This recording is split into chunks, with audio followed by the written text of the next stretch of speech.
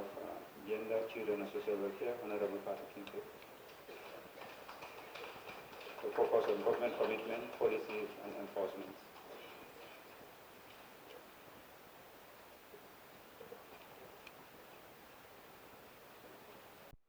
Thank you very much, Chairperson.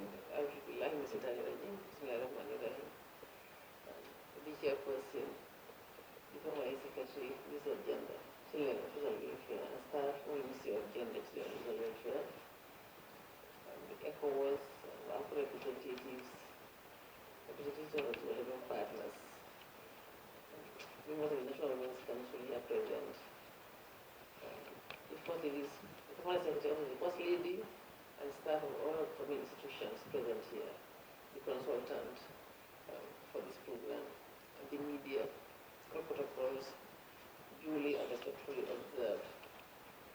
This week is going to be a very busy week for the Ministry of Gender, Children and Social Welfare, and the government of the Gambia, because we are hosting one of the biggest events, meeting of experts, ministers and first ladies, to look at the issues of gender-based violence. I want to thank very much the SWEDD project and all partners for making this happen and for all the support. As Madam Odi has said, we started in 2014 December when we had the steering committee meeting of the SWEDD project, when we conceptualized on this meeting, and then it was transmitted to the other First Lady and endorsed. From that time to date, a lot of work has gone into the preparations to make sure that this meeting takes place successfully. It is important, very important in the sense that we are going to look at gender-based violence as it affects women and girls. We cannot achieve empowerment for women and girls if their rights continue to be violated. And gender-based violence is a human rights issue. It also affects the health and quality health, well-being and rights of women and girls. For this reason, it must be addressed. Without it, we cannot empower women and girls as we anticipate. And when you know empower women and girls, development issues cannot be achieved. Because women and girls form almost half or a little more than half of our populations. So if they are left behind, it will be very difficult for us as a nation or as nations to achieve the goal that we have set for ourselves for our development program. And it is for this reason that we are looking at gender-based violence, address it so that we can empower economically, socially, and politically women and girls. For the Gambia, a lot has taken place. The director has enumerated some of the things that we have done. Gambia is signatory to a number of international instruments, both globally and regionally. And what are the CIDAO, the CRC, and some have also been mentioned by colleagues who spoke earlier. Signing these instruments is a commitment that we have made as a country to protect the welfare of the women and girls of this country.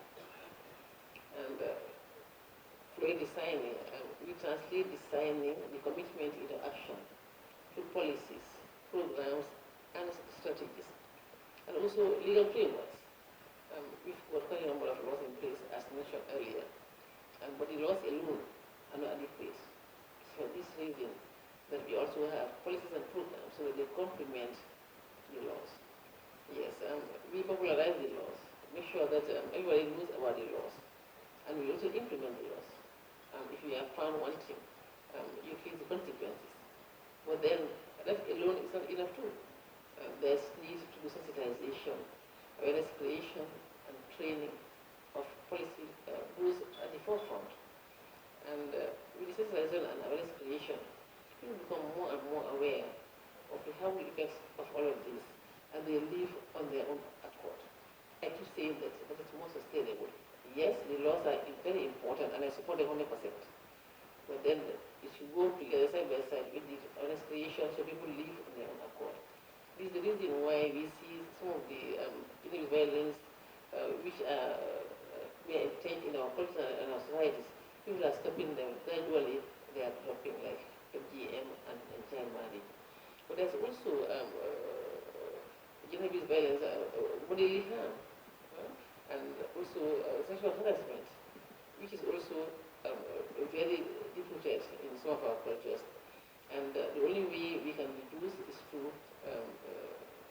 advocacy, and also policies and laws. In the Gambia, for all of this, we have adopted a holistic approach to programming. By that I mean we address or approach entire communities, men, women, religious leaders, traditional leaders, young people, and even themselves. And because of the work that we have been doing over the years, now we are seeing NGOs of young people also coming up and addressing the issue. They are important in the sense that their audience is young people. And if young people become aware and they stop, when they become adults, there's no doubt that we can eliminate, reduce drastically or even eliminate gender-based violence of all its forms. So this is why it's very important to get the young people on board. For the female responsibilities, they are key in all of this. We all know how important responsibilities are in our countries. And they take up support in various forms. And they do a lot of advocacy, awareness raising, and they also mobilize resources. Already they are very much involved in creating awareness on the harmful effects of FGM, child marriage, gender-based violence. This meeting or this forum is bringing them together from the SWEDD countries to further strengthen their mobilization, just to make sure that we are able to address the issues more and more effectively and efficiently. And by the end of this meeting, the first days will come up with a sort of a declaration, and we will do that in our programming to make sure that we address issues of gender-based violence at all levels. In addition to some of the things that the director has enumerated on, there is something that we did which has been very, very effective. Because for the Gambia, there was a time when you report a case of gender-based violence to the police, they dismiss it as a personal family matter, not warranting police intervention. So what we did with funding from the UNFPA was to upgrade the police and we integrated gender and gender-based violence to the training curriculum of the police training academy. This was followed by the development of the training manual for the police. And then we trained 35 police officers, 35 police officers on the use of the manual. We discovered that the police told us that they want to be engaged in radio panel discussions, which we were funded. And these were live radio panel discussions. And people called in to ask questions, and people started reporting the cases. This shows that they have now built confidence in the police. So we discovered that. We made sure that we continued with the training of the police across the country. And before that, in the major police stations, we only had child welfare officers. But now we have gender and child welfare officers in all the major police stations. Training is ongoing, and because of the work that we have done with the police, it's so effective. And we also established a gender unit in the police training school and equipped it. Because of the work that we have done with the police, now everybody wants us to do the same work with them. The army, the immigration, the prisons, and the list goes on.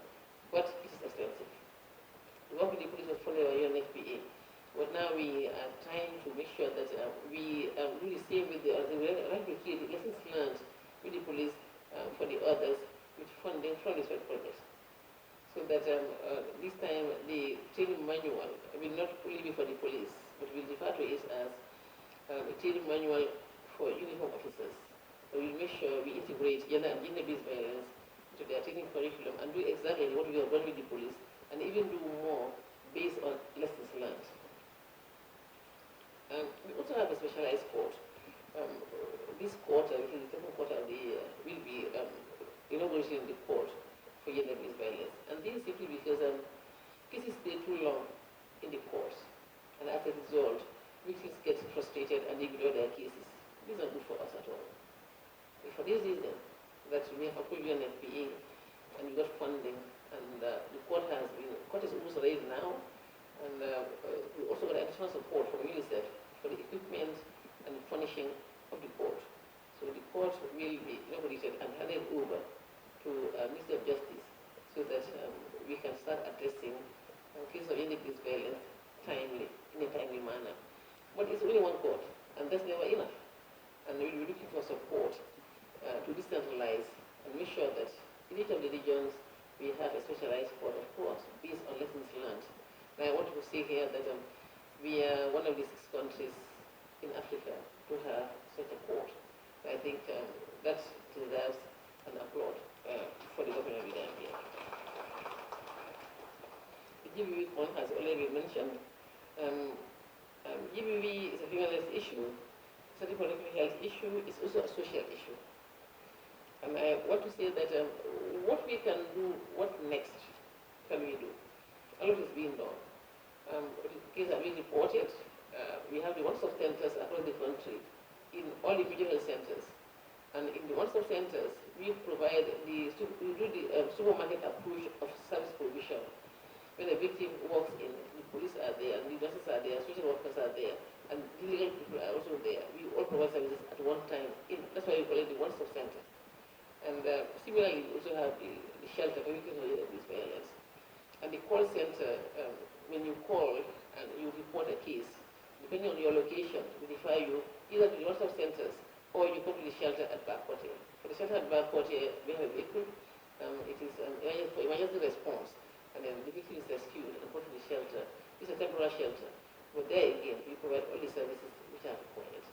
If the person wants legal action, then of course, we provide pro bono service, give him or her all the support for the group pro bono services. What is to be done now? I think we should consolidate our gains that we have registered and scale up. And at this meeting, we will learn from each other's experiences and see how best we can complement each other's efforts. And again, one thing that also needs to be done, I think there's need for us to go for joint programming and then strengthen our cross-border initiatives. We are doing quite a lot in Senegal, but this needs to be further strengthened. And I strongly believe that we should also go in for joint programming and then come up with more stronger initiatives, learn from each other, and consolidate on the use registers and scale up. This three-day meeting is very important for all of us, and the experts meeting, whatever the experts have agreed upon, will feed into the ministers' meeting. And whatever the ministers have also agreed, will also feed into the meeting of the First Ladies. That's what is very important.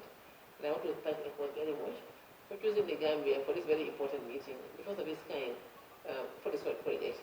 And I have no doubt that by the end of the day, on the 10th of this month, we come with concrete actions which we will all be able to implement in our different countries in a bid to reduce and eventually eliminate gender-based violence from our countries. But then there is the support for male involvement here is key. We cannot get it done alone. Men must come on board. The police are already on board. And the other uniform officers also want to come on board. The general public also needs to come on board. That's why the political approach to programming is important because it addresses everybody. So our colleagues in the media also need to come on board by sharing the message and distributing the message and making sure that the information on gender-based violence reaches every corner of the Gambia and everybody becomes aware, and together we can reduce and eventually eliminate. It's an issue which cannot be done in isolation. Everybody has a stake in it. Government, CSOs, the general public, all of us have a stake. The donor partners, the relevant partners, everybody has a stake.